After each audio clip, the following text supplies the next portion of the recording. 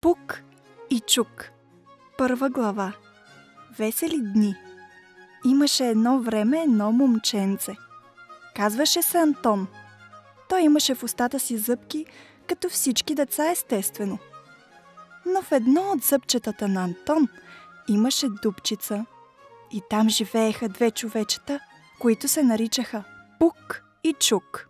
Чудни имена. Наистина чудни, но чудни бяха и човечетата. Бяха толкова малки, че можеха да се видят само със силно увеличително стъкло. Едното беше чернокосо, а другото червенокосо. И двете се хранеха само с сладки неща, които получаваха от Антон с пълни шепи. Затова човечетата пееха и танцуваха, а когато не спяха и не ядяха, пукаха и чукаха, копаеха и дълбаеха в зъбчето, за да разширят и разкрасят къщичката си. Един ден едното от човечетата реши, че е време да си починат. Хей, Пук, достатъчно копахме и чукахме, копахме и дълбахме. Намирам, че къщичката ни вече достатъчно голяма. Пук не се съгласи. Трябва да я увеличим още повече. Помни, братле, щом ядем всеки ден толкова много сладкиши и бомбони, ще растем непрестанно с всеки изминат час. Затова на работа, Чук. Добре, на работа. Наскоро Чук отново скръсти ръце и взе да мъдрува. През прозорчето се виждаха други бели зъбки, та му хрумна нещо умно.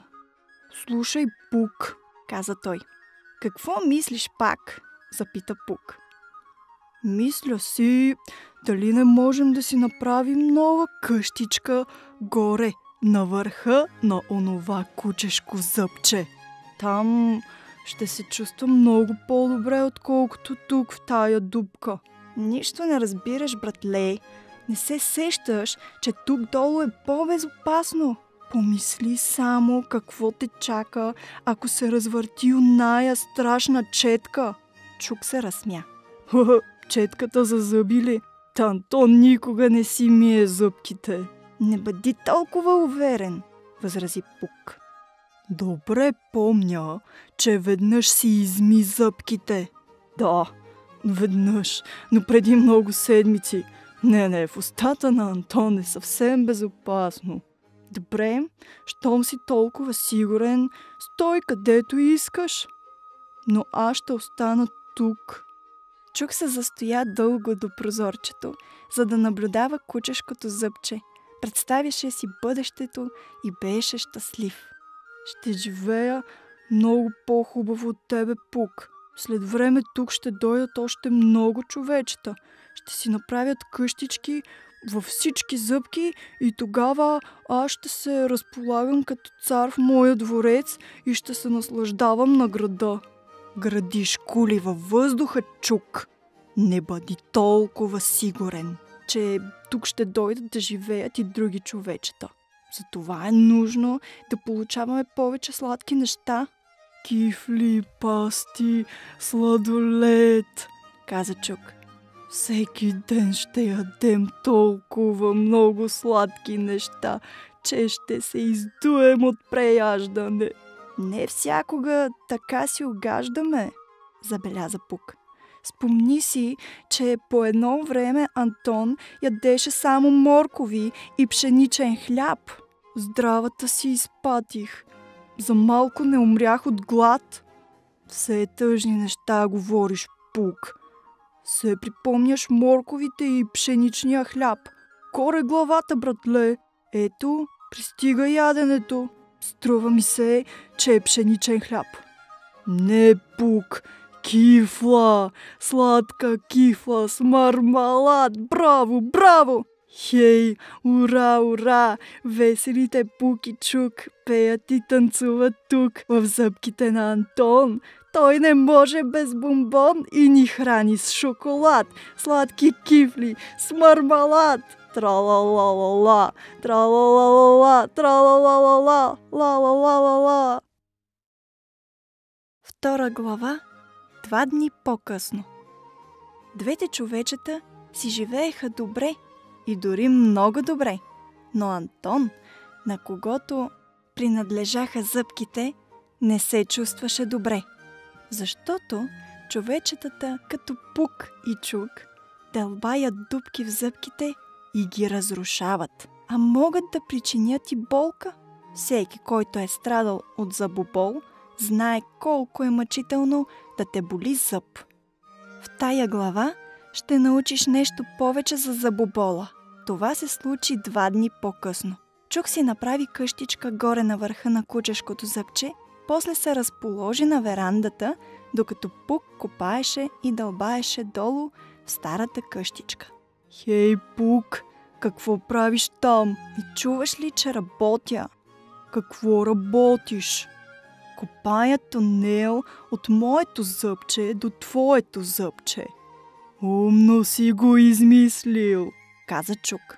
А ти как си там горе? Попита Пук. Чудесно! Сега седя и се наслаждавам на гледката. Докъдето окото стига, виждат се само бели планински върхове. Но, братле, какво с ким ти така? Изненада се Пук. Пст! Я да чуем, рече Пук. Ох, че ме болят зъбките!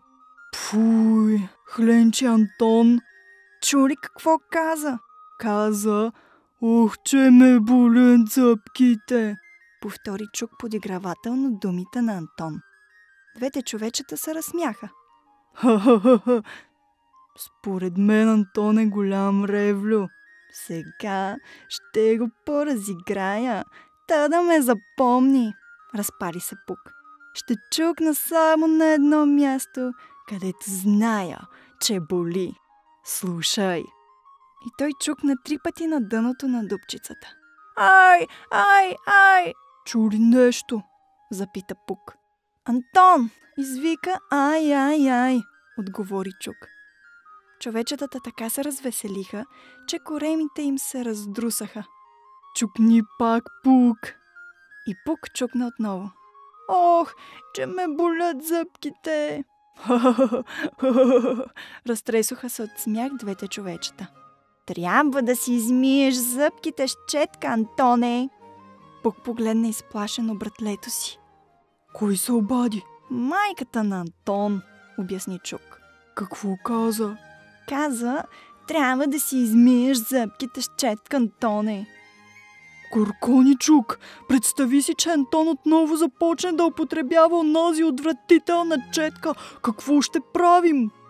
Трябва да го убедим да не си мие зъбките с четка, предложи Чук. Да му извикаме, че не бива да слуша майка си. Да му викнем дружно. 1, 2, 3. Не слушай майка си, Антоне! Не слушай майка си, Антоне! Въпреки всичко, Антон ще си измие зъбките, обади се Чук. Чувам как налива вода в чашата. Ето я и четката. Помощ, Пук, помощ! Бързо, Чук, скочи при мен, защото тук долу е по-сигурно, отколкото там горе при теб. Чук скочи с главата напред и в последния миг допълзя до Пук. Едва се вмъкна в къщичката му и ужасната четка изсвистя край него. Водопад от пяна заля двете човечета. Вчих, вчих! Задуших се от тая отвратителна паста. Кихна Пук и почна да плюе и да кашля. И как кипи в очи тая ужасна паста за зъби! Пригласи му Чук.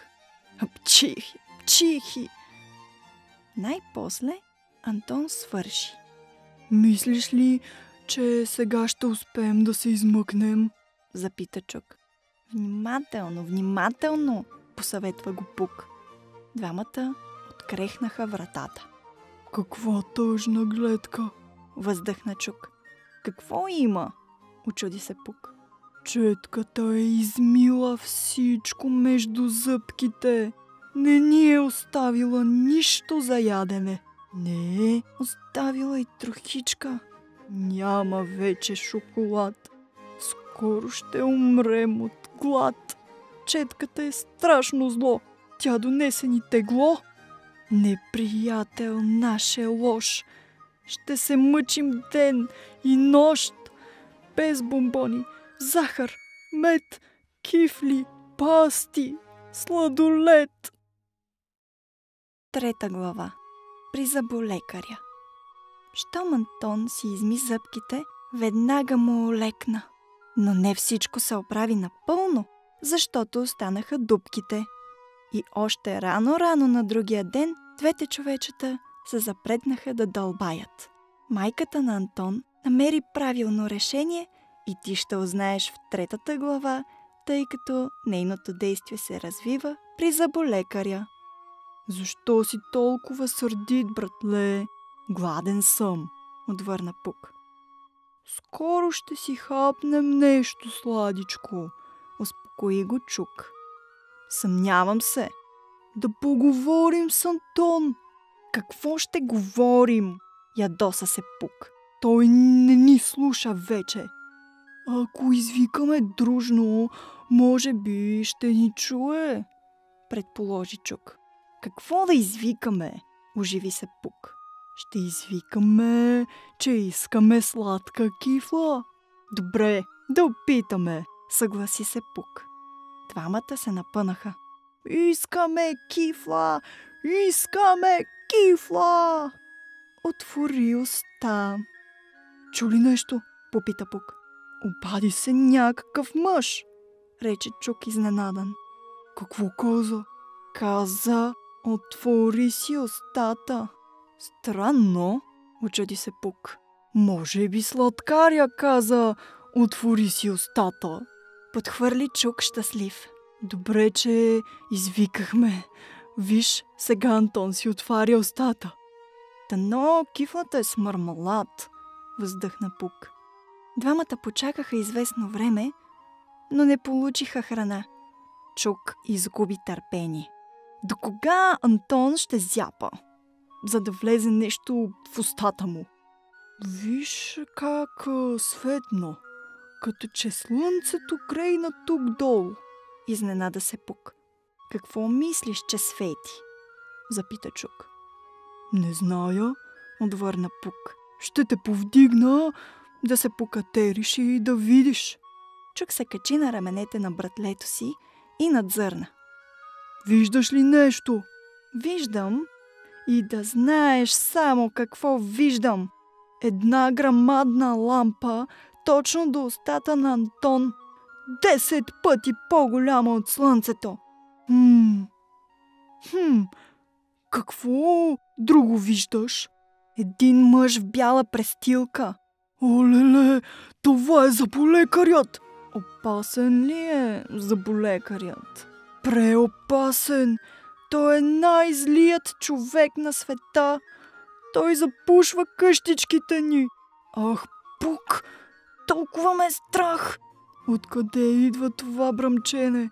Извика Пук. От нещо голямо и лъскаво. То се върти и бръмчи, отговори Чук. Леле, това е зъболекарската машина. Тя се приближава към къщичката ни, предупреди Чук. Какво ще правим? Помощ! Тя идва у нас! Трябва да бягаме! Слез, Чук, бързо! Чук скочи и двете човечета побягнаха вътре в устата. Скриха се зад крайния зъб и задебнаха какво ще стане. Виж, Пук, машината дълбае нашите дупчици. Страшно ме е яд! Ще се пукна! Да изтичаме да захапем дълбачката, предложи Чук. Няма смисъл, отговори Пук. Много е твърда. Тогава да ухапем зъболекаря по пръстите. И това няма да помогне. Да скочим в устата му и да нападнем неговите зъби, предложи Чук, който се тресеше от ярост. Не, Чук, невъзможно е да се борим с зъболекаря. Дано измрат всички зъболекари на света. Погледни го, впръска вода в нашите дупки. Пощорял е, забеляза Пук. А сега запушва моята прекрасна къщичка в кучешкия зъб. Ай, ще се спусна да го хапя. Стой, Чук, иначе ще те изхвърли заедно с водата. Ето, че запушва и твоята къщичка, извика Чук. Пук така се разгневи, че кресна. Хей, заболекарю, няма ли да спреш? Спри най-сетне! Не ни чува, рече Чук. Не иска да ни чуе, каза Пук. Вече е много късно, изпъшка Чук. Заболекарят свърши. Разруши чудесната ми къщичка с верандата и балкона. Останах без дом. А тук беше моята голяма дупка. И тя изчезна, простена Пук. Не остана дупчица в зъбките на Антон, заключи Чук. Няма дупка ни една в зъбките на Антон. Сполетя ни зла беда и останахме без дом. Край на весели игри. Тръпнем от глад и мраз, чакат ни тревожни дни. Кой ще се смили над нас? Последна глава. Вечерта. Антон се прибра от заболекаря. Той беше щастлив, защото нямаше повече дупчици в зъбките и те не го боляха. А какво стана с Пук и Чук? Изпатиха си зле. В тази глава ще разбереш какво претеглиха двете човечета. Настъпиха тежки времена, Чук. Да, мили братко, тежки времена. Останахме без сладкиши и без жилище. Уви, въздъхна Пук. Уви, въздъхна Чук. Да се опитаме да прекараме нощта в това ъгълче. Толкова съм гладен, че не мога да заспя. И аз, рече Чук. Но виж, братле, Антон си отваря устата. Може би ще хапне нещо сладичко. Едва ли. Повдигни ме, братко. Ще се покатеря да проверя. Пук го повдигна и Чук надникна. Виждаш ли нещо? Виждам. Как да не виждам? Ама никак не е радостно. Какво е? Четката. Пак четката за зъби. Чук се смъкна колкото се може по-бързо. Какво ще правим? Няма никаква дупчица, където да се скрием. Антоне, милост, милост, извикаха двете човечета. Никога повече няма да те мъчим. Никога повече няма да те измъчваме, обещавам. Трябва да се скрием, Пук. Да се скрием, но къде? В същия миг четката дойде със свистене и изля водопад от пяна. Помощ! Помощ, четката ме отнася, извика Чук. Дръж се, Чук! Не мога, помощ, помощ! Пусни ме, проклета четко, помощ! Но нищо не помогна. Нямаше в зъбките дупки, където да се скрият човечетата, и четката ги изхвърли от устата заедно с водата и с пяната от зъбната паста. Те паднаха в мивката, понесоха се в канала и бяха отнесени чак в огромното безкрайно море. Сега плуват там и чакат да се отвори нова дупчица в нечии зъбки, за да се промъкнат в нея. Не ще и дума, тъжен край за Пук и Чук. Но в замяна има едно момченце, което се радва, че се отърва от двете човечета. И това момченце е нашия Антон.